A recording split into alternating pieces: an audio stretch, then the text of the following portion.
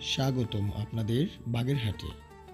ইতিহাস, স্থাপত্য আর আধ্যাত্মিকতার মিলনস্থলে। এখানে প্রতিটি ইট, প্রতিটি দেয়াল যেন শত শত বছরের গল্প বলে। আমাদের যাত্রা শুরু আজকে ৬০ গম্বুজ মসজিদ দিয়ে। খান জাহান আলীর হাতে গড়া এই মসজিদ শুধু নামাজ পড়ার জায়গা নয়, বরং এক জীবন্ত ইতিহাস। যদিও নাম ৬০ গম্বুজ, কিন্তু বাস্তবে এখানে রয়েছে ৮১টি গম্বুজ। ভিতরে ঢুকলেই পাথরের স্তম্ভগুলো যেন দাঁড়িয়ে আছে শত শত বছর ধরে, নীরবে পাহারা দিচ্ছে এক ঐতিহ্যকে। শীতল বাতাস আর নীরব পরিবেশ আপনাকে নিয়ে যাবে অন্য এক জগতে। মসজিদ ছাড়ার পর আমরা যাই ঘোড়া দিঘিতে। চারপাশের সবুজে ঘেরা এই বিশাল দিঘিকে ঘিরে আছে নানান কাহিনী। স্থানীয়দের মতে খান জাহান আলী এক রাতেই তার সৈন্য আর ঘোড়ার জন্য পানি সরবরাহের উদ্দেশ্যে এই বিশাল দিঘি খনন করেছিলেন।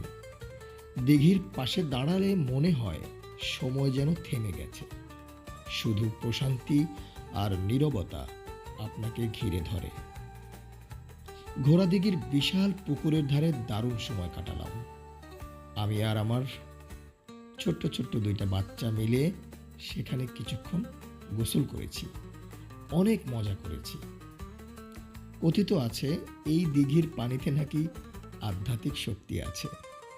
এটা পান করলে নাকি মনোবাসনা পূর্ণ হয়।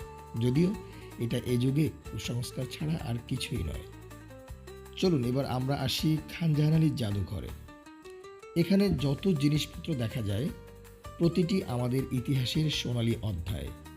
প্রাচীন মুদ্রা, মৃৎশিল্প, শিলালিপি, অস্ত্রশস্ত্র আর খান জাহান আলীর ব্যবহৃত সামগ্রী।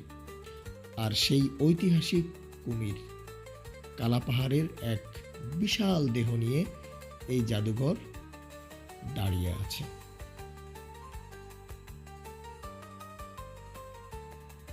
সব মিলিয়ে যেন এক জীবন্ত ইতিহাসের ভাণ্ডার। প্রতিটি জিনিস আপনাকে নিয়ে যাবে ৫০০ বছরের সেই পুরনো সময়ে। যদি পরিবার নিয়ে আসেন, বিশেষ করে ছোট ছোট বাচ্চা নিয়ে, তবে বাচ্চাদের হতাশ হওয়ার কিছু নেই। এখানে আছে শিশুদের জন্য মনোরম এক খেলার পার্ক। বাচ্চারা সেখানে খেলায় খেলায় মেতে উঠতে পারে, আর বড়রা উপভোগ করতে পারেন চারপাশের শান্ত পরিবেশ। ইতিহাসের সঙ্গে বিনোদনের এ যেন এক মিলন মেলা।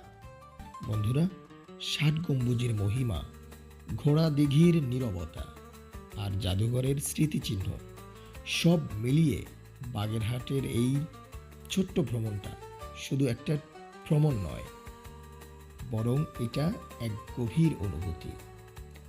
এটি এমন এক যাত্রা যা আপনাকে ইতিহাস ছুঁয়ে যাবে এবং হৃদয়ে থেকে যাবে আজীবন।